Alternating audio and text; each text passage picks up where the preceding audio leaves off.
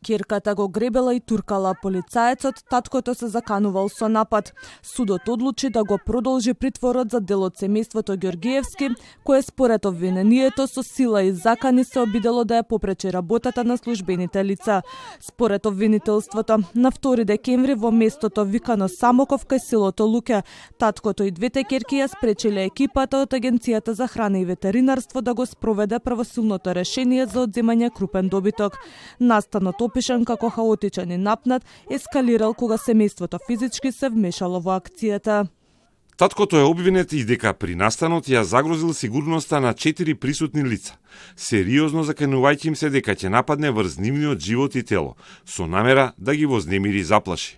Затоа тој е обвинет и за кривично дело загрозување на сигурноста.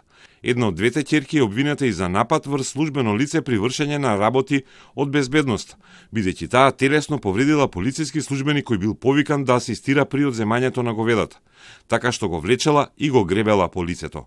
Во текот на собирањето докази, сите 3 членови од семејството беа задржани во притвор. Со поднесувањето на обвинението и по анализа на околностите, јавниот обвинител предложи притворот да продолжи за таткото и една од ќерките, сметајќи дека постои опасност од повторување на делото или влијание врз постапката.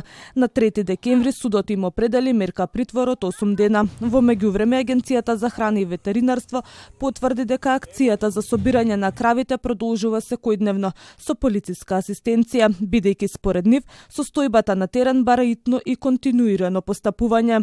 Јулијана Ѓоргиевска, една од ќерките, за Телма изјави дека немало никакво противење и дека, како што тврди, тие биле мета, а не кравите. Жителите од околните села алармираа дека со години добитокот им ги уништува земјоделските посеви и тврдат дека често добивале закани од семејството, пошто побараа државата конечно да стави крај на хаосот.